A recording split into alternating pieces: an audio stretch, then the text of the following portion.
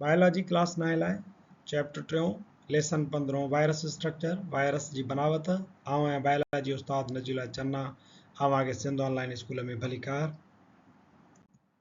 असांजे अॼोके लेक्चर जो मौज़ू आहे स्ट्रक्चर ऑफ वायरस।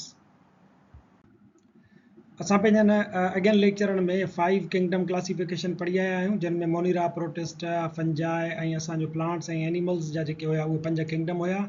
इहा जेका क्लासिफिकेशन हुई रॉबर्ट विटकर 1969 में ॾिनी हुई। इन क्लासिफिकेशन जो बुनियादु ॿिनि ॻाल्हियुनि ते हुयो। हिकिड़ो हुयो सेल्युलर स्ट्रक्चर और ऑर्गेनाइज़ेशन, उन्हनि जो जेको जीवगढ़ो आहे उहो कहिड़ी रीति ठहियल आहे। मिसाल जे तौर ते प्रोकैरियोट्स पढ़िया हुयासीं असां, यूकैरियोट्स पढ़िया हुयासीं। प्रोकैरियोट्स उहे जानदार हुया जिन वटि वरी जीवगढ़ो त हुयो पर उहो प्रॉपर न्यूक्लियस वारो कोन हुयो। उन्हनि जो जेको जीवगढ़ो हुयो उन में प्रॉपर न्यूक्लियस कोन हुयो, उन्हनि वटि न्यूक्लियर मेम्ब्रेन कोन हूंदी हुई ऐं उन्हनि वटि जेके असांजा मेम्ब्रेन बाउंड ऑर्गेनेल्स आहिनि उहे बि कोन हुया। यूकैरियोट्स वरी उहे जानदार असां क्लासीफाई कयासीं जिन खे पंहिंजो प्रॉपर न्यूक्लियस सेल हुयो। जीवगढ़ जे अंदरि हिकिड़ो प्रॉपर न्यूक्लियस हुयो जेको हिकिड़ी न्यूक्लियर मेम्ब्रेन में बंदि हुयो ऐं जेके ॿिया ऑर्गेनेल्स हुया उहे सभई मेम्ब्रेन में अंदरि बंदि हूंदा हुया। ॿियो इन्हनि जी क्लासिफिकेशन जो बुनियादु हुयो मोड ऑफ न्यूट्रिशन, कहिड़े तरीक़े सां उहे पंहिंजी खाध खुराक खाइनि पिया। हाणे असां हिते जेको ज़िक्र कयूं था हिन सेल्युलर ऑर्गेनाइज़ेशन जो, उहो इन जे करे था कयूं त हाणे असां वायरस खे था पढ़ूं। वायरस वरी हिकिड़ो अहिड़ो पार्टिकल आहे जेको नॉन सेल्युलर आहे, इन जे करे उहो प्रोकैरियोट या यूकैरियोट में अचे ई कोन थो। हिननि 5 किंगडम्स में वायरस खे नाहे रखियो वियो छो त हुनजी का बि सेल्युलर स्ट्रक्चर कोन हूंदी आहे प्रॉपर क़िस्म जी। Structure of virus virus is a non cellular structure, so it doesn't come under any kingdom. Virus जेको आहे उहो नॉन सेल्युलर स्ट्रक्चर आहे, उनखे को बि हिकिड़ो प्रॉपर जेको आहे जीवगढ़ो कोन हूंदो आहे, तंहिंजे करे उहो कंहिं बि किंगडम जे अंदरि कोन्हे को। वायरस खे अलॻि 5 किंगडम्स खां ॿाहिरि रखियो वियो आहे। हिकु त सबबु इहो आहे त हिन वटि सेल मेम्ब्रेन कोन हूंदी आहे, जेका अक्सर करे जेकी जीवगढ़ा थियनि था उन्हनि जी आउटर मेम्ब्रेन हूंदी आहे या आउटर बाउंड्री हूंदी आहे, उहा सेल मेम्ब्रेन बि वायरस खे कोन थींदी आहे। उन जे अंदरि न्यूक्लियस कोन थींदो आहे जेको सेंट्रल कंट्रोल हूंदो आहे जीवगढ़नि जो। टियों त उन जे अंदरि वरी साइटोप्लाज़म बि कोन हूंदो आहे। हाणे साइटोप्लाज़म बि हिन जे अंदरि कोन्हे को, उन जे करे हिकिड़ो मसइलो हिन सां थींदो आहे त इट इज़ ऑब्लिगेट एंडोपैरासाइट। हीउ जेको आहे पाण हिकिड़े क़िस्म जो ऑब्लिगेट एंडोपैरासाइट हूंदो आहे। ही होस्ट जेके सेल आहिनि उन्हनि जे अंदरि रहंदो आहे। ऑब्लिगेट एंडोपैरासाइट जो मतिलबु छा आहे? एंडोपैरासाइट जो मतिलबु आहे parasite lives inside the host. हिकिड़ा थींदा आहिनि उहे पैरासाइट जेके जानदार जे जिस्म खां ॿाहिरि रहनि। मिसाल जे तौर ते जूं आहे असांजे मथे ते पई फिरंदी आहे, असांजे ई रत ते उहो पंहिंजो खाधे पीते जो गुज़र सफ़र कंदी आहे, पर एंडोपैरासाइट छा थींदा आहिनि? उहे होस्ट जे अंदरि वञी करे रहंदा आहिनि, उन्हनि जे जीवगढ़नि ताईं वञी करे पहुचंदा आहिनि। तंहिंजे करे असां उन्हनि खे चऊं था एंडोपैरासाइट, यानी जिस्म जे अंदरि रहंदड़ पैरासाइट। वायरस जेको आहे उहो एंडोपैरासाइट आहे ऐं ऑब्लिगेट जो मतिलबु आहे डिपेंडेंट, यानी ही असांजो जेको ऑब्लिगेट एंडोपैरासाइट आहे। जेकॾहिं इनखे तव्हां होस्ट जे जिस्म खां ॿाहिरि कढी छॾियोसि त इहो जेको वायरस आहे उहो पाण छा थी वेंदो? डेड थी वेंदो, मरी वेंदो। उनजी का बि हयातियाती शिकिल कोन्हे का। जेसीं ताईं होस्ट जे अंदरि आहे तेसि ताईं उहो जुरो हूंदो आहे, ॿाहिरि निकिरंदो त उहो तव्हांखे डेड जेको आहे सो उहो लॻंदो ऐं हूंदो आहे। It does not have cellular organization but have nuclear material either DNA or RNA. हिन वटि सेल्युलर ऑर्गेनाइज़ेशन कोन हूंदी आहे, कोई जीवगढ़ो ख़ासि प्रॉपर शिकिल में हिन वटि कोन हूंदो आहे, पर हिन वटि DNA हूंदो या वरी RNA हूंदो आमतौर ते। या हूअं बि तव्हां जेकॾहिं हर बैक्टीरिया खां वेंदे माण्हूअ ताईं जेके बि कॉम्प्लेक्स मल्टी सेल्युलर जानदार आहिनि उन्हनि जे जीवगढ़नि खे ॾिसो त उन्हनि जे अंदरि तव्हांखे DNA ऐं RNA बि मिलंदो। हिन जे अंदरि छा थींदो? या हूंदुसि DNA या हूंदुसि RNA, बाक़ी हिन जी का बि सेल्युलर स्ट्रक्चर ॿी का प्रॉपर कोन थींदी आहे। Virus has its own either DNA or RNA। Virus वटि या त DNA हूंदो या RNA, but due to lack of cytoplasm, पर जीअं त हिनखे पंहिंजो साइटोप्लाज़म कोन हूंदो आहे, it can't synthesise the material needed. हाणे हिनखे जेका ज़रूरत पवे थी उन मटीरियल जी त उहो ठाहिजे, उहो हिन वटि मशीनरी कोन्हे का, हिन वटि मटीरियल ई कोन्हे को। छो त RNA या DNA ते कोडिंग त थियल हूंदी आहे त प्रोटीन वग़ैरह कीअं तयारु कराइजे, पर हिन वटि साइटोप्लाज़म बि कोन्हे को, तंहिंजे करे प्रोटीन्स वग़ैरह उहे तयारु कीअं कराए। सो इहो छा कंदो आहे? It attacks on the host cytoplasm, वञी करे होस्ट जे साइटोप्लाज़म ते अटैक कंदो, उनजो जीवगढ़ ते वञी करे अटैक कंदो ऐं जेकॾहिं तव्हां वरी उन मां ॿाहिरि कढी छॾियोसि त पोइ उहो तव्हांखे डेड लॻंदो आहे। साइटोप्लाज़म ते अटैक वञी करे हिन लाइ कंदो आहे त RNA ऐं DNA, जेकॾहिं हुन वटि RNA आहे या DNA आहे त उन्हनि मंझां उहो छा कंदो आहे? इंस्ट्रक्शंस जेके हूंदियूं आहिनि हिन वटि, हुनजे साइटोप्लाज़म खे यूज़ करे, हुनजी मशीनरी खे यूज़ करे, होस्ट जी मशीनरी ते डिपेंडेंट थी करे उन मां पोइ पंहिंजूं ॿियूं जेके प्रोटीन्स आहिनि, नीडेड मटीरियल आहे, उहो तयारु कराईंदो आहे। It is a protein called capsid that encloses the nucleic acid, either DNA or RNA. इनखे प्रोटीन जो हिकिड़ो कोट थींदो आहे, इनविलप थींदो आहे, जंहिंजे अंदरि RNA या वरी DNA ॿई न हूंदा, हिकिड़ो हूंदो। उहो उन इनविलप में प्रोटीन में जंहिंखे कैप्सिड चइबो आहे, उनजे अंदरि उहो बंदि हूंदो आहे। It reproduces only inside the host sale.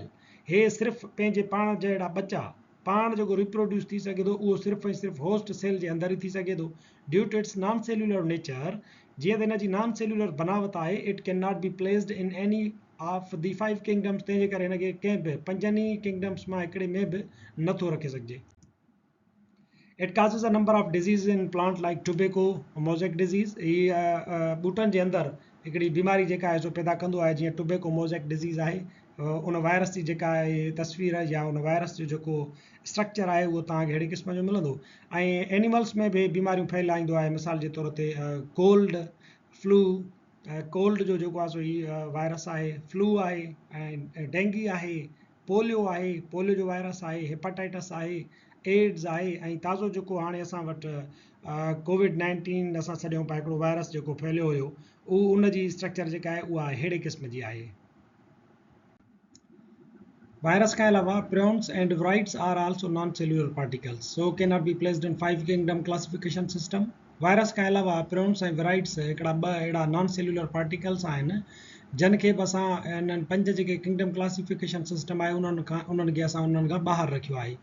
ही प्रियोन्स जेको आहे या विराइड्स जेको आहे, उन्हनि में त वरी अंदरि DNA या RNA बि कोन हूंदो आहे, जस्ट हिकिड़े क़िस्म जूं प्रोटीन्स हूंदियूं आहिनि। असांजे जिस्म जे अंदरि या जेके बि ॿिया जानदार थियनि था, उन्हनि जे जिस्मनि जे अंदरि बि नॉर्मली तौर ते प्रियोन्स जेके आहिनि उहे पैदा थींदियूं रहंदियूं आहिनि। इहे हिकिड़े क़िस्म जूं प्रोटीन्स आहिनि। जीअं असां चवंदा the normal cellular protein, prion protein is converted into misfolded abnormal or disease causing isoform through a post translational modification. हिकिड़ी मॉडिफिकेशन उन्हनि में थींदी आहे। उन में छा थींदो आहे त नॉर्मल जेके सेल्युलर प्रोन प्रोटीन आहिनि असांजूं, उहे कन्वर्ट थी वेंदियूं आहिनि मिसफोल्डेड में या एबनॉर्मल में, या डिज़ीज़ काज़िंग आइसोफॉर्म जेको आहे असांजो प्राइन प्रोटीन जो, उन में इहे जॾहिं मिसफोल्ड थी वञनि थियूं त पोइ उन्हनि मां बीमारी वग़ैरह जनम वठंदी आहे। जॾहिं त जेकॾहिं इहे मिसफोल्डेड न आहिनि, ईअं ई नॉर्मल सेल्युलर प्राइन प्रोटीन आहिनि, त इन्हनि मां का बि बीमारी वग़ैरह जनम कोन वठंदी आहे। 2-3 सदियूं अॻु रिढुनि जे अंदरि या बकरियुनि जे अंदरि हिकिड़ी क़िस्म जी बीमारी जेका थी उहा पैदा थी हुई। सम्झो वियो त इहा बीमारी जेका आहे या त बैक्टीरिया काज़ थो कराए या वायरस काज़ थो कराए। पोइ इन्हनि जो वरी इलाज बि उन तरीक़े जो कयो वियो, पर उन्हनि इलाजनि जे तरीक़े सां बि इहा बीमारी कोन छॾी वई। हीअ जेका रिढुनि में या बकरियुनि में बीमारी थिए पई, उन्हनि में उहे ईअं जीअं का गऊं या मेंह जेका आहे उहा चरी थी वञे, मैड थी वञे, मैड काउ डिज़ीज़ वांगुरु उन्हनि में सिम्टम्स हुयूं तमामु घणियूं। उनजो गिग जो वणु या वरी उन्हनि जा जेके वार हुया, वूल जेका हुई, उन जे मथां उहा खारस वग़ैरह जे करे उहा बि उन्हनि जे जिस्म तां खुसी वई, या उन्हनि उनखे पाण ई खारस करे ऐं उन्हनि खे पटे छॾियो हुयो। सो इहा बीमारी जेका पैदा थी हुई इन्हनि जे अंदरि, रिढुनि जे अंदरि ऐं बकरियुनि जे अंदरि, उहा इन प्राइन प्रोटीन जे करे थी हुई, जॾहिं उहा मिसफोल्ड थी हुई। स्क्रैपी इन बीमारीअ जो नालो हुयो, is caused by the presence of an abnormal form of protein called prion. हिकिड़ो एबनॉर्मल फॉर्म आहे प्रोटीन जो, जंहिंखे असीं प्रायन चवंदा, उन जे करे इहा बीमारी पैदा थी, स्क्रैपी। सो इहो जेको एबनॉर्मल फॉर्म ऑफ प्रोटीन आहे, जॾहिं नॉर्मल सेल्युलर प्राइन प्रोटीन मिसफोल्ड थी वञे या एबनॉर्मल उहा उनजी फोल्डिंग थी वञे, त उहा डिज़ीज़ काज़िंग थी सघे थी। हिननि खे अंदरि न DNA या न RNA या न ई वरी इन्हनि जो को सेल्युलर पंहिंजो को स्ट्रक्चर आहे, जस्ट जेके प्रोटीन्स आहिनि। तंहिंजे करे प्रॉन्स खे बि इन्हनि 5 जेके 5 किंगडम क्लासिफिकेशन आहे उन्हनि खां ॿाहिरि रखियो वियो आहे, जीअं वायरस खे इन्हनि 5 ई किंगडम्स खां ॿाहिरि रखियो वियो आहे। ॿियो जेको नॉन सेल्युलर पार्टिकल आहे विराइड, इहे विराइड बि जेके आहिनि सो 5 ई क्लासिफिकेशन जेका किंगडम जी आहे उन्हनि खां ॿाहिरि हूंदा आहिनि। ही सिर्फ़ु छा हूंदा आहिनि त नेक्ड RNA मॉलिक्यूल हूंदा आहिनि। हिननि जी ॿी का बि स्ट्रक्चर कोन हूंदी आहे। RNA हुजे उहो सिर्फ़ु पाण ई हुजे, अकेलो हुजे, नेक्ड हुजे, ॿी का स्ट्रक्चर हुनजे चौधारी न हुजे, हुन सां गॾु न हुजे, त उहे विराइड्स असां सॾींदा आहियूं। इन्हनि जो हिकिड़ो जेका प्रॉपर्टी आहे या इन्हनि जी जेका बीमारियूं फैलाईंदा आहिनि, उहे ॿूटनि खे वञी करे अफेक्ट कंदा आहिनि, ऐं उन्हनि जी जेका ग्रोथ आहे उहा उनखे रिटार्ड करे छॾींदा आहिनि। उन्हनि जा जेके क्लोरोफिल जा सेल्स आहिनि उन्हनि खे ई ख़तमु करे छॾींदा आहिनि, ऐं इहे हू पंहिंजो जेका फोटोसिंथेसिस जो अमल आहे उहो बि जारी न आहिनि करे सघंदा। ही असांखे प्रायन्स या विराइड्स जी जेका आहे एतिरी हिन में क्लास 9 में मालूमात जेका आहे उहा फ्राहम थियल आहे। ऐं हिनखे जेकॾहिं वधीक तव्हां पढ़णु चाहियो था त तव्हांखे मथियनि क्लासनि में पढ़णो पवंदो। असांजो ॼोको लेक्चर पुॼाणी ते पहुचे थो। वरी हाज़ुर थींदासीं नए लेक्चर सां गॾु। तेसिताईं ॾिसंदा रहो सिंध ऑनलाइन स्कूल।